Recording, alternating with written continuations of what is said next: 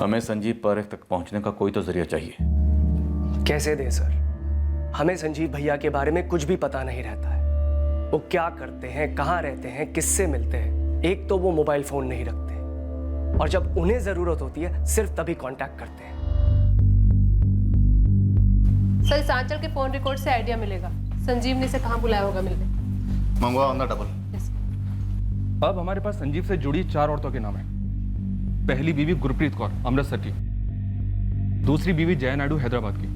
तीसरी बीवी पूजा पारेख, जिसकी कोई डिटेल नहीं है। और अब ये मानसी बनर्जी, जो उसके साथ रह रही है और जिसका पता हमें नहीं है। दीपक, सावित्री और राजीव के पीछे अपने आदमी लगा। पता नहीं क्यों मुझे लग रहा है कि इन दोनों ने हमें जितना बताया इससे ज्यादा जानते हैं।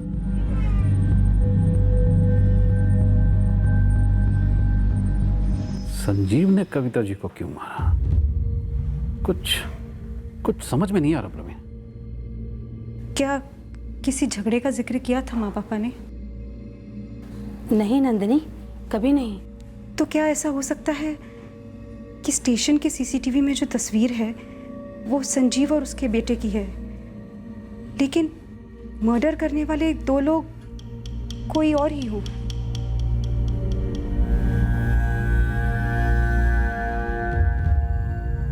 हाँ, होने को तो हो सकता है, लेकिन वो समीर और आंचल को लेकर ऐसे भाग क्यों गया? यहाँ शिमला में जो herbal product manufacturing plant setup हो रहा है, मैं वहाँ प्रोजेक्ट मैनेजर हूँ। काफ़ी बड़ा प्रोजेक्ट है। मुझे लगता है 1.5 साल तो मुझे यहीं रहना पड़ेगा। तो मतलब काश भी लंबे टाइम के लिए चाहिए?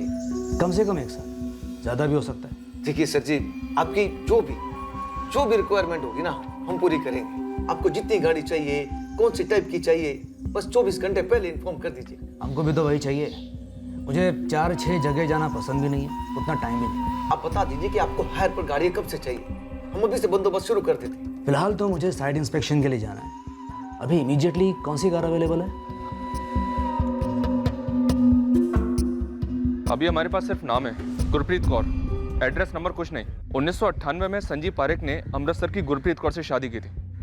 तब यह संजीव अमृतसर की एक ट्रैवल एजेंसी में काम करता था, संदर्भ टूर्स एंड ट्रेवल्स। लगभग 19 साल पहले की बात है। काफ़ी कुछ बदल गया होगा। फिर मैं ढूंढता हूँ दोनों, संदर्भ टूर्स एंड ट्रैवल एजेंसी और गुरप्रीत कौर को।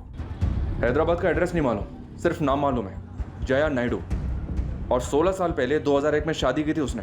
सिर्फ नाम से पता लगाना मुश्किल होगा। इस संजीव पारेख के बारे में कुछ और डिटेल्स चाहिए होंगे। शाकिर, हमारे पास इसके अलावा और कुछ नहीं है। अमृतसर की गुरप्रीत कौर की तरह हैदराबाद की जया नायडू भी किसी अमीर फैमिली को बिलोंग करती है। अब यह संजीव हैदराबाद में क्यों आया था, क्या कर रहा था, हमें कुछ नहीं पता। अमृतसर में भी ट्रैवल एजेंसी का नाम सिर्फ इसलिए पता चला क्योंकि संजीव ने कभी एक बार उसके भाई के साथ जिक्र किया था। लेकिन दीपक, यहाँ पे हैदराबाद में जया नायडू नाम की हजारों औरतें हैं। उसके बारे में कुछ और जानकारी चाहिए, कुछ भी। संजीव के जया के साथ 2 बच्चे हैं, समीर और आंचल। उनके फोटोग्राफ्स हैं हमारे पास। हाँ, वो भेज दो। और इस संजीव पारेख की भी फोटोज हैं? हाँ हैं, मैं तीनों के फोटोज तो मैं फॉरवर्ड करता हूँ।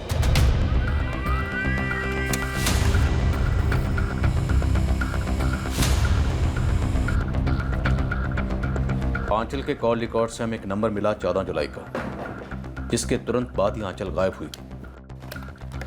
इस कॉल के जरिए हमें पता लगने वाला था कि आंचल कहाँ गायब हुई थी और उस वक्त वो, उसका भाई समीर और पिता संजीव कहाँ हो सकते थे।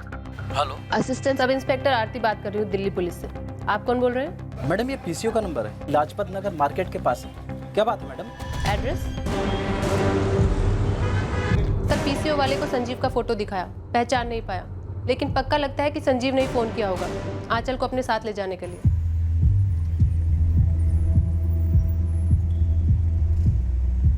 पापा कहाँ हैं? अंदर है, चलो। हेलो पापा।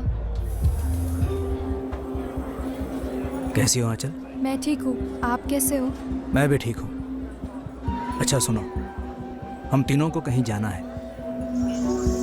कहाँ?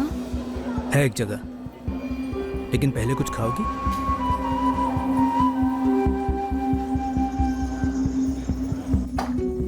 अगर संजीव ने लाजपत नगर मार्केट वाले पीसीओ से आंचल को फोन किया था तो आंचल वहां गई होगी और संजीव और समीर शायद वहां उसका पहले से इंतजार कर रहे हो। हाँ, ऐसा हुआ हो सकता है सर। तो हमें उस जगह को खंगालना चाहिए जहां पे वो तीनों मिले और जहां के लिए निकले। टैक्सी।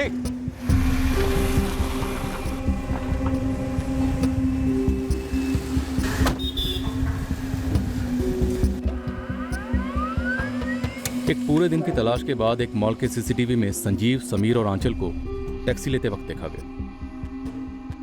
नंबर दिख रहा है गुरु। अब हम उस टैक्सी की ट्रैकिंग करने वाले थे। उम्मीद थी कि इससे हमें पता चलता कि संजीव और उसके दोनों बच्चे कहाँ थे।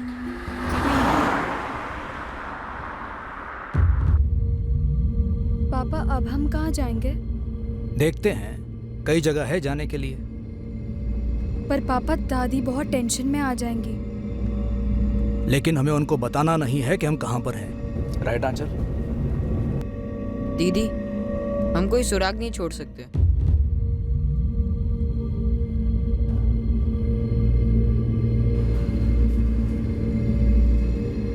संजीव ने ऐसा क्यों किया? बच्चों को शामिल किया? बच्चों को? हमें क्या पता है? कुछ नहीं। हमें भैया के बारे में कभी कुछ पता चला है? लेकिन वो औरत, वो तो मेरी उम्र की रही होगी ना? उसने ऐसा क्या किया होगा? दलजीत, तेरा ही टैक्सी 14 जुलाई की दोपहर को 3:05 का समय दिखा रहा है। ये देख छपा है। हाँ हाँ देख रहा हूँ, तीनों याद भी है मुझे, लेकिन ये कहाँ की सवारी थी ये नहीं याद आ रहा। लगा लगा दिमाग पे जोर लगा। ये लोग पुलिस को चाहिए, मर्डर केस है। कहाँ छोड़ा था?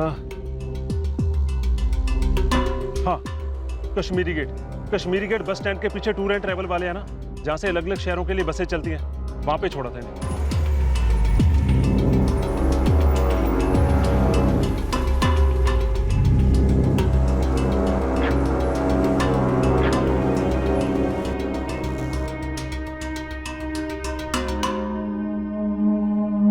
इन तीनों को मैंने वहीं छोड़ा था और ये तीनों सीधा एक दुकान के अंदर चले गए थे। भाई दलजीत, मुझे वहां लेकर चल अभी। चल चल जल्दी चल। ये संजीव पारेख, ये आंचल पारेख और ये समीर पारेख। संजीव, आंचल और समीर पारेख। ये संजीव, आंचल, संजीव पारेख मिल गई। ये मिल। कहाँ की बुकिंग है? शिमला की बस ली है। ये रात की 8:45 की बस थी। टिकट कैंसिल नहीं हुआ तो बैठ गए होंगे। लुका छिपी शुरू होने से पहले ही धरना इन तीनों को। आरती, एक टीम लेकर अभी शिमला के लिए निकलो। जी। अपनी एक लोकल टीम है वहाँ। अगर ये संजीव पारेख होटल में ना हो और वहीं किसी के घर में ठहरा हो तो कोई तो जानता होगा। तुरंत अपने लड़कों को फोन करो। ठीक है सर। गुरप्रीत कौर अभी तक ट्रैक में पाई है, पर ये जया नायडू ट्रैक हो गई है हैदराबाद में, समीर और आंचल की मां। हमारी एक टीम शिमला की ओर बढ़ रही थी संजीव और उसके बच्चों को ट्रेस करने के लिए, और दूसरी टीम हैदराबाद के लिए रवाना हुई जया नायडू से मिलने के लिए, जो संजीव पारेख से 13 साल पहले अलग हुई थी, पर उस पर कोई ना कोई रोशनी जरूर डाल सकती थी। जया जी, क्या संजीव के साथ अब भी टच में है? मैंने बता चुकी हूँ सर कि उस इंसान से बरसों से मेरा कोई वास्ता नहीं है। घिन आती है मुझे ये सोच के कि कभी वो गलीज इंसान मेरा पति था। बच्चे कभी आपके टच में रहे, समीर या आंचल? नहीं सर, बल्कि इन्होंने जब मुझे उनकी फोटो दिखाई मैं तो उन्हें पहचान तक नहीं पाई। लेकिन वो कमीना वही है। संजीव ने एक बूढ़ी औरत कविता आचार्य का कत्ल कर दिया है। मैंने इनको बताया इस बारे में, लेकिन इनका कहना है कि ये किसी कविता आचार्य को जानती ही नहीं है, यहाँ तक कि इन्होंने कभी उनका नाम भी नहीं सुना। लेकिन सर, वो कत्ल संजीव कर सकता है। जब उससे मेरी शादी हुई थी तो मैंने उसका असली चेहरा नहीं देखा था, लेकिन शादी होने के बाद वो जानवर बन गया था, रोज पीटता था मुझे। आज भी सोचती हूँ तो रोंगटे खड़े हो जाते हैं। आप उसके साथ दिल्ली आ गई थी? जी, मैंने अपने पहले पति को संजीव के लिए छोड़ा था, क्योंकि मैं संजीव से बहुत प्यार करती थी। मुझे लगता था कि संजीव भी मुझसे प्यार करता है और उसके साथ मुझे एक बेहतर जिंदगी मिल सकती है। मेरे अम्मा अब्बा मेरे इस फैसले के सख्त खिलाफ थे, पर फिर भी मैंने उन्हें छोड़कर संजीव के साथ शादी कर ली। अम्मा अब्बा ने इसलिए मुझसे सारे नाते तोड़ दिए। जब मेरी बेटी आंचल पैदा हुई तब हम दिल्ली में थे। संजीव वहाँ कुर्शी टूर्स एंड ट्रैवल्स में जॉब करता था। फिर वो मस्कट चला गया, क्योंकि उसकी वहीं किसी ट्रैवल लाइन में ही जॉब लग गई थी। बीच बीच में आता था। फिर समीर पैदा हुआ। समीर के पैदा होने के बाद वो हमसे एक बार भी मिलने नहीं आया, बल्कि उसने तुम्हें पैसे भी भेजने बंद कर दिए थे। अब आप ही बताइए, मैं 2 बच्चों की अकेले देखभाल कैसे करती? इसलिए मैंने अपने अम्मा अप्पा से माफ़ी मांगी और समीर और आंचल को लेकर हैदराबाद चली आई, यहाँ अपने अम्मा अप्पा के पास। पर बच्चे तो संजीव के पास है। यही तो दुखती रह गया सर। मैं बच्चों को हैदराबाद लेकर ज़रूर आई थी, लेकिन संजीव ने यहाँ आकर मुझे धमकाया और छीन ले गया मेरे बच्चों को।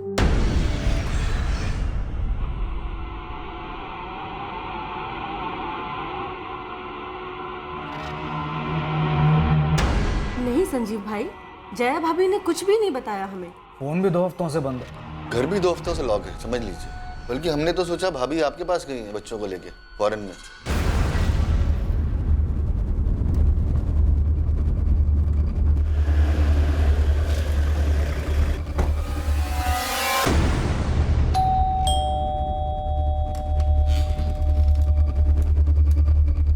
ये क्या लगा रखा है? मुझे तुम्हारे साथ नहीं रहना। बच्चे कहाँ हैं? बच्चे भी यहीं रहेंगे मेरे साथ। तू भाड़ में जा, मेरे बच्चे मेरे साथ रहेंगे। मेरे बच्चों को तुम्हारे जैसी बाप की जरूरत नहीं है, जो ना उनकी देखभाल कर सकता और ना ही प्यार। अंदर जा, कागज पेंसिल लेकर आ और उन सारी चीजों की लिस्ट बना जो तूने मेरे घर से चुराई है। 8 लाख के गहने का तो मुझे पता है, ये लिस्ट मुझे पुलिस को देनी है। पर मैंने कुछ नहीं चुराया तुम्हारे घर से। ये इंस्पेक्टर को बोलना, इंस्पेक्टर शरद दोस्त है मेरा, उसने तेरे खिलाफ लुकआउट नोटिस निकाली है। हाँ शरद, मिल गई, पता भेजता हूँ, अभी आके गिरफ्तार कर ले। संजीव ने मेरे अम्मा अप्पा को भी बहुत धमकाया कि वो मुझे जेल भेज देगा। जब मैंने अपने पहले पति को संजीव के लिए छोड़ा था, तब मेरे अम्मा अप्पा बहुत दुखी हुए थे, बहुत कुछ सुना था उन्होंने। इसलिए मैं संजीव की धमकियों से अपने अम्मा अप्पा को और तकलीफ नहीं देना चाहती थी। मैं बहुत डर गई थी। जाने दिया मैंने बच्चों को संजीव के साथ, ये सोचकर कि कभी ना कभी तो उनसे मिलूंगी, लेकिन ऐसे मिलूंगी ये कभी नहीं सोचा था। अंजलि अपार्टमेंट, सरोजनी नगर, यहीं रहते थे ना आप लोग? जी। और वो पंकज तिवारी आपका पड़ोसी और उसकी पत्नी काजल तिवारी। जया जी, अगर संजीव और बच्चे आपसे कांटेक्ट करते हैं तो आप हमें तुरंत बताएंगे। जी। 3 दिन लगातार शिमला में ढूंढने के बाद हमें एक सुराग मिला, जिससे साबित हुआ कि संजीव और उसके बच्चे वाकई में शिमला आए थे। हाँ मैम, यही था वो, और ये दोनों उसके बच्चे 15 को चेक इन हुए थे। और चेकआउट 18 जुलाई को। कमल सिर्फ ये तीनों थे या इनके साथ एक औरत भी थी, 28-29 साल की, मानसी नाम है? नहीं मैम, केवल यही तीनों थे। संजीव ने आईडी प्रूफ क्या दिया था? Yes ma'am. ये तो उसकी माँ के घर का एड्रेस है, पुराने वाला। कोई और एड्रेस नहीं लिखवाया? नहीं मैम। उनकी बातों में कहीं सुनाई दिया हो कि आगे कहाँ जा रहे हैं? नहीं मैम, उसने अपना बिल क्लियर किया और वो तीनों निकल गए। सर 18 को चेकआउट हुए, तो शायद शिमला भी 18 को छोड़ा होगा। मैं सभी लोकल ट्रैवल वालों से बात करती हूँ। हाँ, कोई ना कोई लीड जरूर मिलेगी। वैसे हमें जया नायडू से संजीव पारेख का दिल्ली का पुराना एड्रेस मिला है, देखते हैं कहाँ ले जाता है।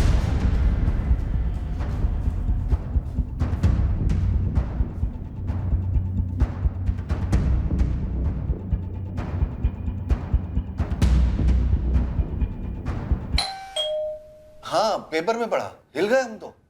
इतने साल से हमें संजीव के लिए बुरा लग रहा था। क्यों? संजीव भाई ने हमसे कहा था कि जया का किसी के साथ चक्कर चल गया है और वो उसी के साथ भाग गई है। बच्चों को भी उसने हैदराबाद में किसी के घर ऐसे ही छोड़ दिया था, बल्कि ये उन्हें वहां से लेके आया। वो क्या बोलता है, क्या करता है, वो है क्या, किसी को कुछ नहीं पता। उसने एक बूढ़ी औरत कविता आचार्य का मर्डर क्यों किया, इस बात की भनक भी नहीं लग रही। पूजा से पता किया आपने? जया के बाद उसकी पत्नी? वो ट्रेस नहीं हो पा रही। संजीव की माँ ने हमें बताया कि पूजा ने भी उसे छोड़ दिया। ये तो हमें नहीं पता था। अच्छी थी वो, और बच्चों का भी बहुत अच्छे से ख्याल रखती थी। ये पूजा कहाँ से थी, कुछ आइडिया है? नहीं, इतना तो नहीं मालूम, पर हाँ ये जरूर याद आ रहा है कि ये दोनों प्रसाद ट्रेवल्स पर मिले थे। वहीं ये दोनों जॉब करते थे। कहाँ है प्रसाद ट्रेवल्स? रजौरी गार्डन। अरे सर, हमने जब से पेपर में पढ़ा है, बस ऑफिस में उसी की बात हो रही है। जब संजीव यहाँ काम करता था तब हम दोनों एक ही पोस्ट पर थे। सर, संजीव जैसा सेल्स एग्जीक्यूटिव मैंने नहीं देखा। टॉप का काम करता था। हाँ, सुना है हमने कि वो जुबान का माहिर था और ये भी सुना है कि वो शेयर मार्केट में खेलता था। 2009 के आसपास उसने खुद की इन्वेस्टमेंट फर्म खोल ली थी। और पूजा? पूजा भी संजीव को इसी ऑफिस में मिली थी और उनका अफेयर हो गया था। हम उसे ढूंढ रहे हैं। सर सुना था कि वो दोनों अलग हो गए थे। क्यों हुए थे और कब हुए थे ये तो नहीं पता। जगदीश, हमें पूजा की तलाश है, कहाँ मिलेगी? वो एमपी साइड की थी, बाकी फाइलों में देखना पड़ेगा अगर कोई डिटेल मिल जाए तो। संजीव पारेख की खोज जो हमें शिमला ले गई थी वो वहीं खत्म हुई। शिमला से वो कहाँ गए या नहीं गए, इस पर कोई लीड नहीं मिल पाई। सर, शिमला से निकलने वाली एक एक बस, स्टेट प्राइवेट, सब स्कैन किए, नहीं मिले। हो सकता है शिमला में कहीं किराए पर रह रहे हो। सर, गुरु की टीम ने शिमला से लगे हुए कसौली और कुफरी को भी खंगाला। एक एक गली, एक एक एजेंट तक पहुंचे, कोई लीड नहीं मिली सर।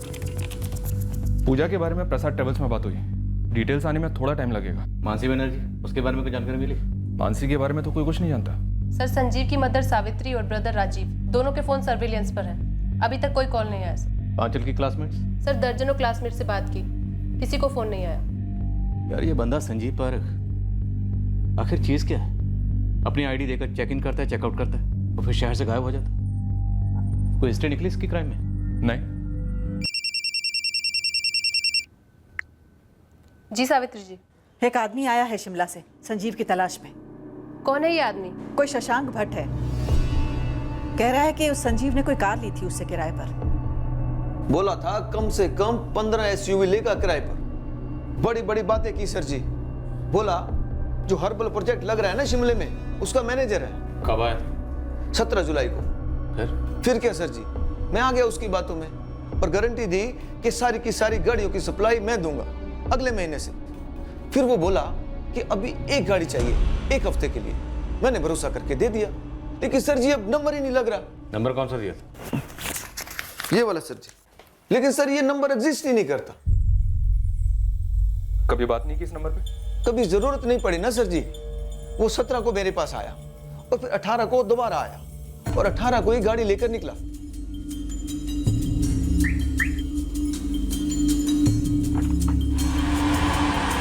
मैं अपने सभी कस्टमर से उनके ड्राइविंग लाइसेंस की कॉपी लेता हूँ, वो थी मेरे पास, वहीं से यहाँ तक पहुंचा। कोई एडवांस वगैरह नहीं दिया? 15 एसयूवी लेने की बात कर रहा था सर जी।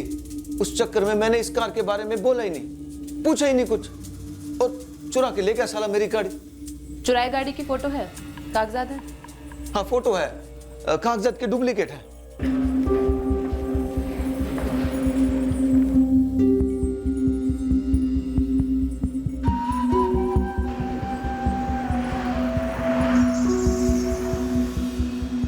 संजीव, समीर और आंचल पारेख की खोज अब शशांक भट्ट की कार की खोज बन गई। पड़ोसी राज्यों, टोल नाके और चेक पॉइंट्स को खबर कर दी गई इस चुराई गई कार और उसमें सवार 3 लोगों के बारे में। हम अभी तक संजीव की कार को ट्रेस नहीं कर पाए और ना ही ये पता लगा पाए कि संजीव अपने बच्चों को लेकर किस तरफ गया। मतलब आपको कोई अंदाजा नहीं है कि संजीव ने हमारी माँ को क्यों मार डाला? जी नहीं, क्योंकि सिर्फ संजीव जानता है, और अगर कोई और जानता है तो वो हमें बता नहीं रहा। मुझे तो ये बात अजीब लग रही है कि माँ के मुंह से इस संजीव का नाम कभी सुना ही नहीं मैंने। कैसा आदमी होगा ये? संजीव के बारे में हमें थोड़ी बहुत जानकारी मिली है, उसकी दूसरी बीवी जया से। उसके मुताबिक संजीव बेरहम इंसान है। संजीव की तीसरी बीवी पूजा, जिसने संजीव को छोड़ा, पता चला है कि वो भोपाल में है। हमारी एक टीम भोपाल गई है। हमें पूजा का भोपाल का एड्रेस प्रसाद ट्रेवल से मिला था, जहाँ पूजा और संजीव एक साथ काम करते थे। हमारी टीम ने भोपाल में पूजा को खोज ली। आंचल और समीर को भी घसीट लिया? वो अभी पता नहीं, दोनों उसके साथ हैं। पूजा, तुम कविता आचार्य को अच्छे से जानती थी। संजीव ने उन्हें क्यों मारा? कविता आचार्य या फिर उनके हस्बैंड मुकेश आचार्य के साथ संजीव का कभी कोई झगड़ा हुआ था? जब तक हम लक्ष्मी नगर में रहते थे, कविता जी और मुकेश जी के साथ कभी कोई झगड़ा वगड़ा नहीं हुआ। हम सब तो बड़े प्यार से घुल मिल कर रहते थे। तुमने संजीव को 2014 में छोड़ा? हाँ, उसके बाद ना मेरी उससे या ना बच्चों से कभी कोई बात हुई। उसने बच्चों को भी मेरे खिलाफ भड़काया होगा। तीनों आखिरी बार शिमला में दिखे थे। कहाँ जा सकते हैं वो लोग? वो हैदराबाद जया के पास कभी नहीं जाएगा, भोपाल मेरे पास भी नहीं आएगा। संजीव ने मुझे बोला था कि जया ने उसे और बच्चों को छोड़ दिया। मुझे तो अब पता चला कि संजीव ने जया को धमकी देकर आंचल और समीर को अपने साथ ले आया। वैसे जहाँ तक मैं जानती हूँ एक लास्ट मानसी बैनर्जी थी उसकी लाइफ में। लक्ष्मी नगर वाले घर के पड़ोसियों में कोई मानसी को जानता हो? जी नहीं, ये हमारे पटेल नगर शिफ्ट होने के बाद की बात है। देखिए, संजीव एक नंबर का फ्रॉड आदमी है। झांसा देकर लड़कियों को पटाता है और जब मतलब निकले तब अपने असली रंग दिखाता है। झूठ तो पानी की तरह बहता है उसके मुंह से। जब हम लक्ष्मी नगर से पटेल नगर आए तब उसकी इन्वेस्टमेंट कंपनी का डामाडोल था। कई सारे लोगों का कर्जा था सर पर। तब वो इस मानसी को घर ले आया। अब से ये यहीं रहेगी। यहाँ रहेगी मतलब? मैंने इसे आंचल और समीर से मिलवाया, हम लोगों ने साथ में डिनर भी लिया। मैं समझ नहीं रही हूँ, तुम कहना क्या चाहते हो? मैं मानसी से प्यार करता हूँ और वो भी मुझसे प्यार करती है।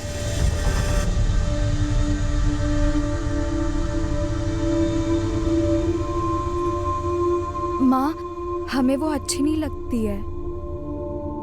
माँ, आप उसे यहाँ से जाने के लिए कहो ना। और वो यहाँ रहने की सोच भी कैसे सकती है? ये तुम्हारे पापा को सोचना है क्या करना है और क्या नहीं। तो आप ही पापा को बोलो ना।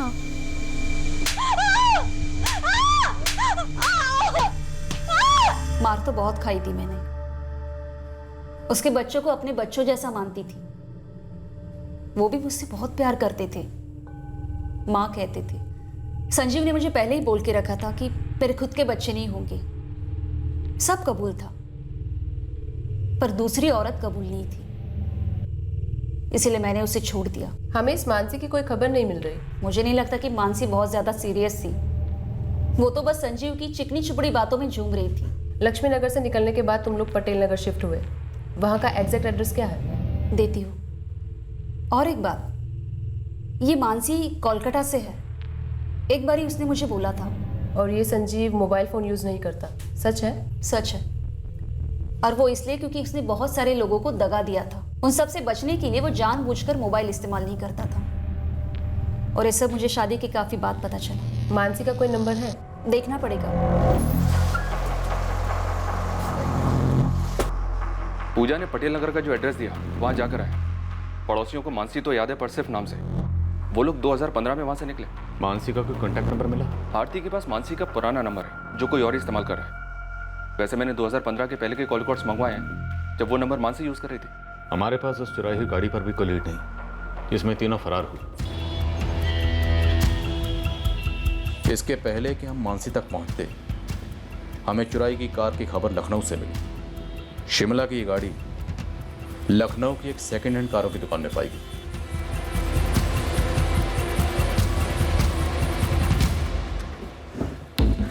हाँ सर, गाड़ी के कागजात शशांक भट्ट के नाम पर ही हैं। इन पेपर्स के अगेंस्ट में तुमने लोन दिया था उसको? हाँ सर, मतलब मैंने गाड़ी खरीदी नहीं है। उसने गिरवी रखी थी 1 महीने के लिए और कहा था कि 1 महीने के लिए मैं गाड़ी किसी को भी किराए पे दे सकता हूँ। जब वो लोन सूद समेत लौटा देगा, गाड़ी ले जाएगा। शशांक मेरा दोस्त है। ये गाड़ी मैंने उसी से खरीदी। अभी नाम ट्रांसफर नहीं हुआ, इसलिए सारे पेपर्स उसी के नाम पर है, लेकिन गाड़ी मेरी है। हाँ, 1 महीने में लोन चुका दूंगा, सूद समेत। और अगर 1 महीने बाद तुमने पैसा सूद समेत नहीं लौटाया संजीव, तो मैं गाड़ी बेच दूंगा। उसकी नौबत नहीं आएगी। मैं अपनी गाड़ी बिकने नहीं दूंगा। हाँ, अभी ज़रा डाउन चल रहा है, इसलिए गिरवी रख रहा हूँ। 1 लाख का लोन, 10,000 का ब्याज, महीने में चुका दूंगा। लोन के लिए थैंक्स। चलो बेटा। इतना डिसेंट आदमी लग रहा था सर। मैंने कभी सोचा ही नहीं था कि गाड़ी चोरी की निकलेगी। लेकिन जब गिरवी रखी गाड़ी किसी और के नाम पर थी, तो वो गाड़ी तुमने ली है क्यों? गलती हो गई सर। मुझे लगा बस 1 ही महीने की तो बात है। ये लखनऊ में कहाँ रह रहा था? उसने एड्रेस तो दिया था सर, लेकिन वो जाली निकला। एक नंबर भी दिया था, लेकिन वो भी जाली निकला सर। और तुमने महीने भर इस नंबर पे कभी कॉल ही नहीं किया। अब हमारी खोज लखनऊ में शुरू हुई।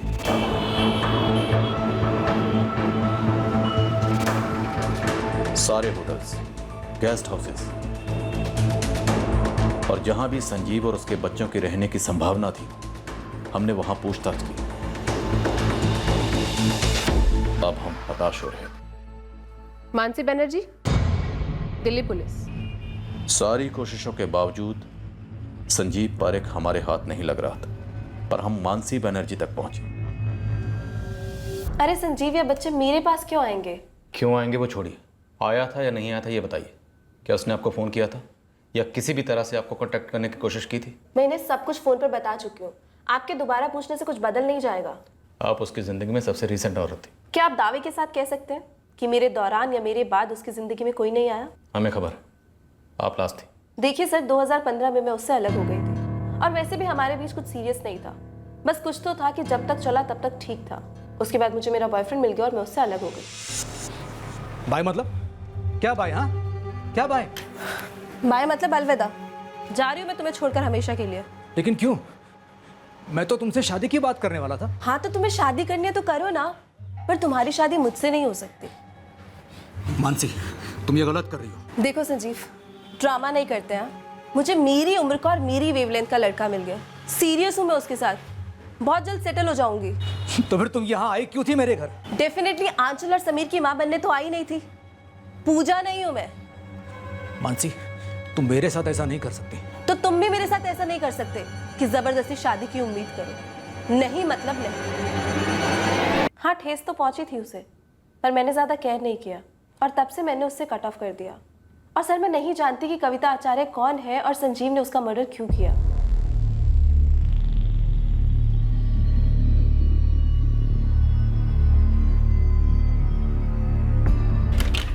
नेट पे अपलोड कर दो। सारे स्टेट्स के सभी शहरों के हर कोने में लुकआउट की खबर फैलनी चाहिए। सर, कविता आचार्य के परिवार वाले बार बार पूछने आ रहे थे कि उनकी मां का कातिल अब तक पकड़ा क्यों नहीं गया और कत्ल किस लिए हुआ, और हमारे पास उनके सवालों का कोई जवाब नहीं था। कमाल कर रहे हैं आप सर। एक तरफ आचार्य परिवार कविता जी को खोने का खालीपन महसूस कर रहा था और दूसरी तरफ था कत्ल का कारण ना जानने का आक्रोश। ये खालीपन और आक्रोश आरोपी के परिवार में भी झलक रहा था। एक बूढ़ी औरत अपने पोते की सुरक्षा को लेकर परेशान थी। वो ये समझ ही नहीं पा रही थी कि उसके बेटे ने कत्ल जैसा संगीन जुर्म क्यों किया और अपने बच्चों को उस जुर्म में शामिल क्यों किया।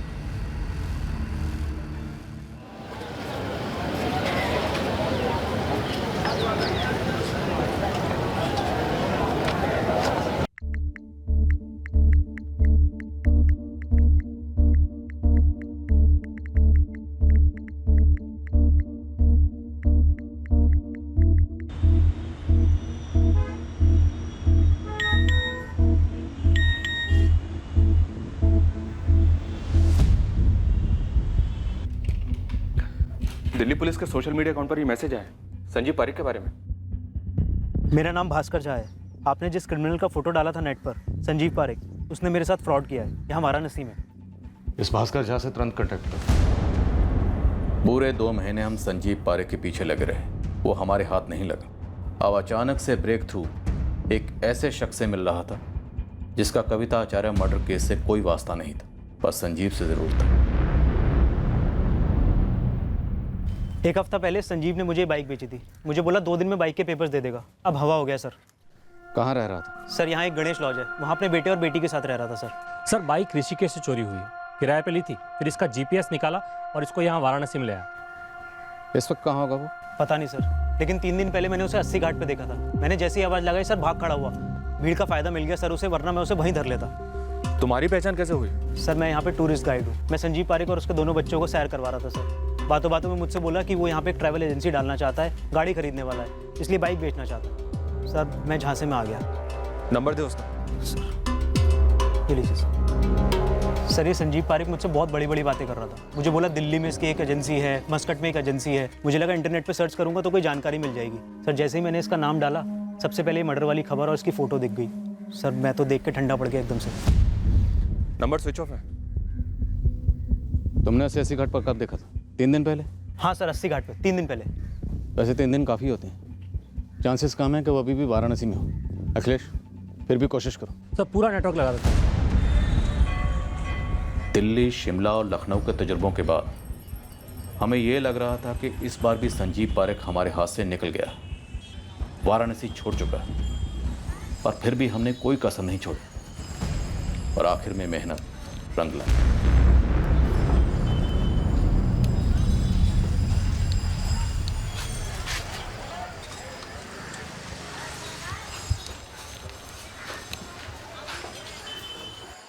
अरे सुन,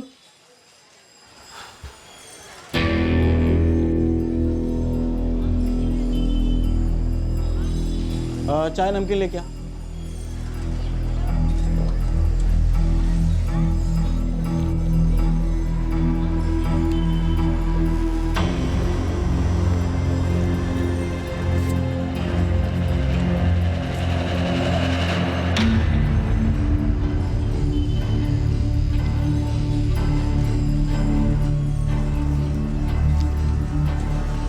हेलो, हाँ एक मिनट।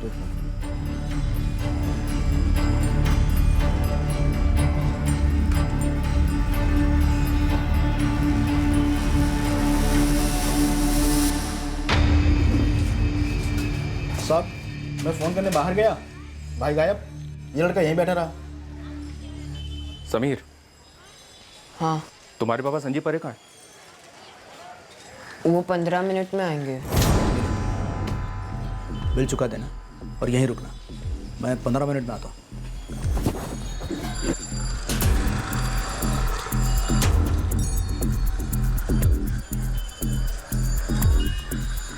और तुम्हारी बहन आंचल, वो कहाँ है? पद्मा लॉज। लड़का और फादर बाहर गए हैं, लड़की अब भी कमरे में है। मैंने उसे बाहर जाते नहीं देखा सर। दरअसल लड़की के फादर ने होटल के फोन पर कॉल किया था और मैंने खुद लड़की को कॉल ट्रांसफर की थी।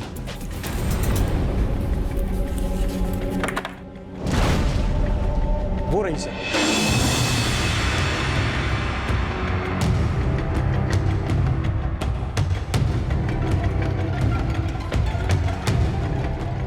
आंचल पारी, हाँ पापा कहाँ हैं? मुझे नहीं पता। और तुम कहाँ जा रही हो? तुम्हारा पापा रेस्टोरेंट नहीं पहुंचा और ना ही होटल। वो तुम दोनों बच्चों को छोड़कर भाग गया है। वादा किया था पापा ने, वो आकर हमें ले जाएंगे। फोन पर तुम्हारे पापा ने तुमसे क्या कहा आंचल? बोले डरो नहीं, मैं आऊंगा लेने। पर तुम तो कहीं जा रही थी, भाग रही थी। आंचल, तुम्हारे पापा कहाँ हैं? तुम लोगों ने कविता आचार्य का कत्ल क्यों किया? नहीं सर, मैंने कविता दादी को नहीं मारा। मैंने उन्हें इतने सालों में देखा तक नहीं। पर समीर तो कह रहा है कि ये सब तुम सब लोगों की मिली जुली साजिश थी। तुम्हारे पापा ने और उसने मिलकर कविता को मार दिया और फिर तुम भी उनके साथ भागी। आंचल, तुम भागी क्यों? और तुम्हें कैसे पता चला कि हम तुम्हारी दादी के घर तक पहुंच गए? पापा ने फोन करके कहा कि तुरंत आ जाओ। मैं गई। मैंने कहा था पापा से कि दादी टेंशन लेंगी। पर तुम्हें मालूम था कि उन लोगों ने कविता आचार्य को मार दिया है? जब पापा के साथ गई तब नहीं मालूम था, लेकिन 2 दिन बाद न्यूज़ में आने लगा तो मैंने पापा से पूछा तो उन्होंने बताया। पर सर, मेरा कोई इन्वॉल्वमेंट नहीं है इसमें। पर आंचल, तुम उन दोनों हत्यारों के साथ भागती रही हो। आंचल, झूठ ज्यादा दूर तक नहीं चलेगा।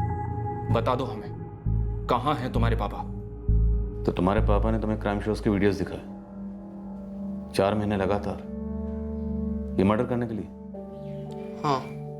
तो प्लान ये था कि कविता आचार्य, जिसे तुम दादी कहते थे, उसको मारना। क्यों मारना, ये नहीं बताया? पापा ने नहीं बताया कि वो मारी जाएगी। लेकिन तुम तो अपना चेहरा छुपाते हुए उनके घर तक पहुंचे थे ताकि उनकी बिल्डिंग के सीसीटीवी कैमरे में तुम्हारी शक्ल नजर ना आए। पापा ने कहा था कैप पहनने के लिए और मुंह छुपाने के लिए, ताकि कोई पहचान ना सके। वीडियोस में ऐसा ही देखा था, लोग करते हैं ऐसा। पापा ने बोला हमें भी करना है। जब तुम्हारे पापा संजीव ने कविता आचार्य का कत्ल किया तो तुमने उनकी टांगें जकड़ रखी? हाँ। ऐसा ऑन द स्पॉट हुआ या पहले से प्लान था? अचानक पापा ने कहा उनकी टांगें पकड़ लो।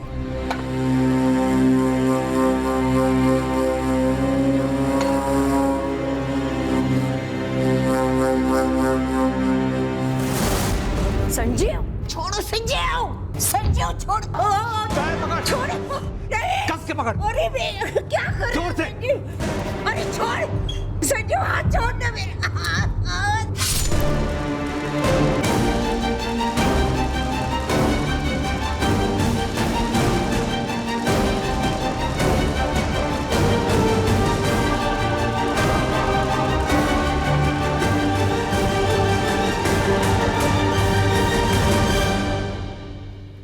क्यों?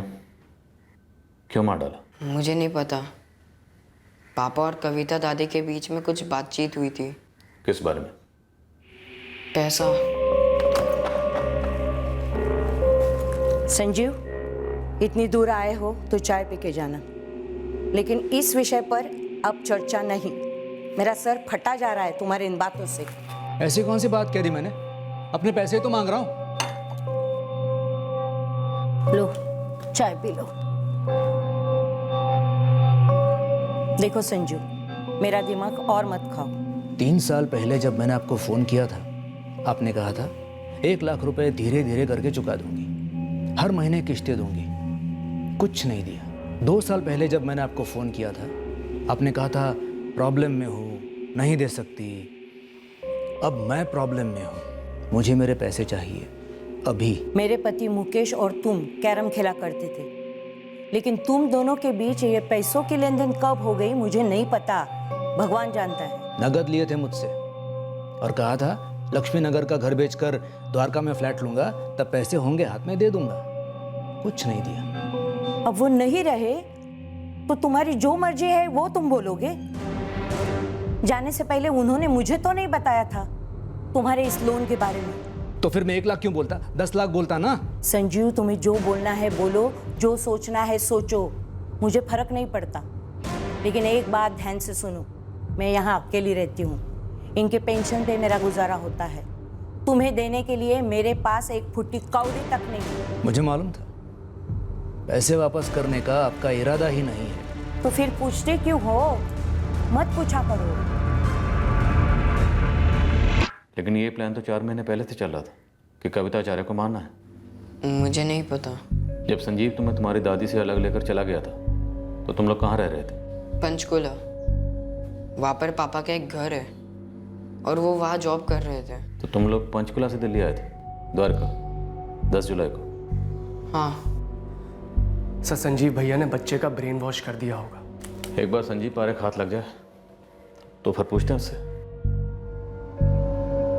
आंचल, तुम और तुम्हारा भाई समीर अभी बहुत छोटे हो और तुम्हारे पापा तुम दोनों को छोड़कर भाग गए और तुम्हारा भाई समीर वो फंस गया क्योंकि कविता आचार्य की बिल्डिंग के सीसीटीवी में वो साफ नजर आ रहा है और उसने अपना जुर्म कबूल किया। बोलो, तुम्हारे पापा कहाँ हैं? उन्होंने वाराणसी रेलवे स्टेशन पर मिलने को कहा। कहाँ जाने वाले थे? मुझे नहीं पता, बोले कि बैग वैग सब रूम पर ही छोड़ दो और रिक्शा लेके स्टेशन पर पहुंचो। तुम्हारे पापा ने तुम्हें बताया था कि तुम्हारा भाई पकड़ा जाएगा? उन्होंने कहा समीर की फिक्र मत करो, उसे कुछ नहीं होगा, हम बाद में उसे भी साथ में ले लेंगे। पर ऐसा तो हुआ नहीं। तुम्हारा भाई समीर तो पकड़ा गया और तुम भी पकड़ गई, है ना? इसलिए बोलो, तुम्हारे पापा कहाँ हैं? उन्होंने बस इतना ही कहा कि ट्रेन की टिकट खरीद ली है हम दोनों के लिए। रात की ट्रेन है। अमृतसर से चलकर मुगल सराय, पटना, आसनसोल के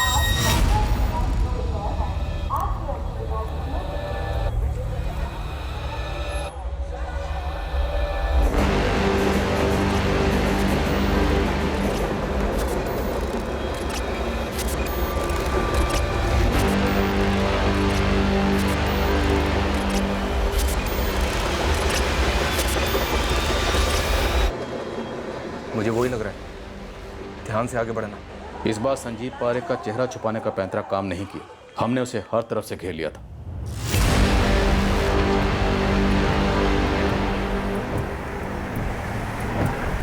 समीर ने सब कुछ तो बता दिया सर, अब मैं और क्या बोलूं? हमें उसकी बताई कहानी पर यकीन नहीं है। तो आप अपनी कहानी बना लो, इस पर आपको यकीन हो। देखिए सर, मोटा मोटा ऐसा है, मुकेश जी ने मुझसे लोन लिया था 1 लाख रुपए। वो चुकाने के पहले ही वो गुजर गए। मुझे पैसों की ज़रूरत थी। मैंने उनकी पत्नी कविता जी से पैसे मांगे। उस वक्त समीर मेरा बेटा मेरे साथ था। कविता जी ने साफ मना कर दिया। मेरा दिमाग खराब हो गया सर। मुझे मालूम था आप मेरी बेटी आंचल से पूछताछ करोगे। मैंने आंचल को अपने पास बुला लिया। मैं आंचल और समीर को लेकर यहाँ वहाँ भटकता रहा। आप लोग पीछा करते रहे। फाइनली आप जीत गए, मैं हार गया। तुमने अपने बेटे समीर को स्कूल से निकाला, पंचकुला में उसे बिठाकर 4 महीने क्राइम वीडियोस दिखाए। तुम वहाँ सिर्फ पैसों के लिए नहीं गए, तुम वहाँ गए थे मर्डर करने। तब ये बताओ कि मर्डर का असली मकसद क्या था? वहाँ जाने का एक ही मकसद था और वो था 1 लाख रुपए जो मुझे उनके कंगन गिरवी रखकर मिले। वहाँ पास ही में एक आदमी था जिसके पास वो गिरवी रखे। 1.25 लाख मिले, हिसाब चुकता। संजीव पारेख, तुमने चेहरा ढका, साथ में छुरा लेकर गए, अपने बेटे को साथ लेकर गए। तुम वहां सिर्फ पैसों के लिए नहीं गए थे। बोलो, इस सब के पीछे की असली कहानी क्या? मैंने कहा ना सर, अपनी कहानी बना लो, उसे असली नकली चाहे जो नाम दो। संजीव पारेख से इस कत्ल के पीछे का मकसद निकलवाना आसान नहीं था, पर मकसद तो था, एक बड़ा मकसद जिसने सबको चौंका दिया। हमने कविता आचार्य के कंगन उस दुकान से बरामद किए जहां संजीव पारेख ने उन्हें गिरवी रखा था। समीर पारेख नाबालिग होने की वजह से जुवेनाइल होम भेजा गया। आंचल पारेख को एक गर्ल्स ऑब्जर्वेशन होम भेजा गया काउंसलिंग के लिए। उसके बाद उसे छोड़ दिया गया। उसका इस कत्ल से कोई ताल्लुक नहीं था। वो बस अपने पिता और भाई के साथ भागी थी। संजीव बार बार उसे 1 लाख की बात करता रहा जो आपके पिता ने उससे लोन लिया था। तो हमसे बात करता, हमसे मांग लेता। मां को मारने की क्या जरूरत थी? इतनी सी बात होती तो मां हमें बताती। नहीं, वो आदमी जरूर झूठ बोल रहा है सर। कुछ हद तक झूठ बोल तो रहा। कुछ हद तक का क्या मतलब है सर? सच क्या है और झूठ क्या है? मेरी मां को उसने क्यों मार डाला? उसने ऐसा कहा? जी, उसने कबूल किया। हमें पहले से शक था कि बात कुछ और है, वरना वो अपने बेटे को अपने साथ क्यों ले जाता? उसे क्राइम वीडियोस दिखाकर क्राइम करना क्यों सिखाता? वो भी लगातार 4 महीने। वो समीर को फंसाना चाहते थे, लेकिन क्यों? पागल हो गए हैं क्या वो? तो संजीव पारेख, अब सच बोलोगे या थोड़ी और पिटाई करें? मुझे मालूम था सर, वो पैसे नहीं लौटाएगी। बुढ़िया का इरादा ही नहीं था पहले से। तेरा इरादा क्या था? क्या मकसद था? असली मकसद एक ही था, मर्डर। इसके लिए मैंने समीर, मेरे बेटे को ट्रेन किया और अपने साथ ले गया। तूने एक बच्चे को जुर्म में शामिल किया, अपने खुद के बेटे को। क्यों? क्यों? क्योंकि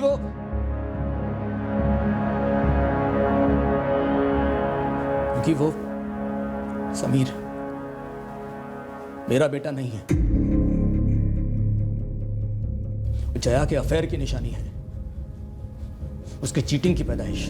तो तू समीर को क्रिमिनल बनाकर उसकी लाइफ बर्बाद करना चाहता था? उसकी माँ ने मेरी लाइफ बर्बाद की, उसका क्या?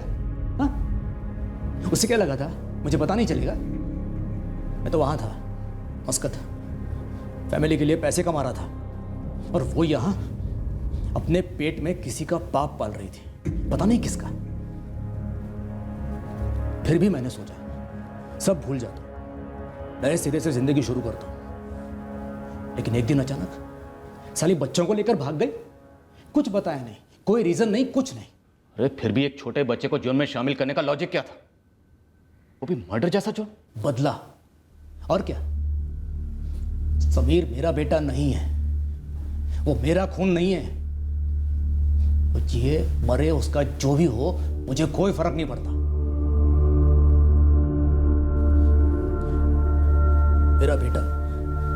मेरा बेटा नहीं है, वो निशानी है, मेरे साथ हुए धोखे की निशानी।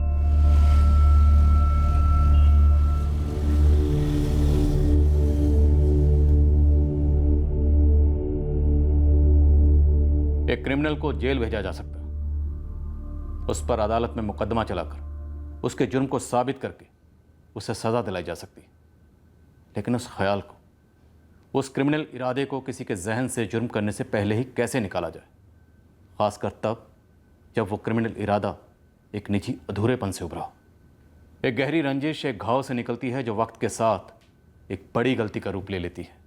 फिर मिलेंगे अगले हफ्ते एक और नए केस के साथ। क्राइम पेट्रोल सतर्क। जय हिंद।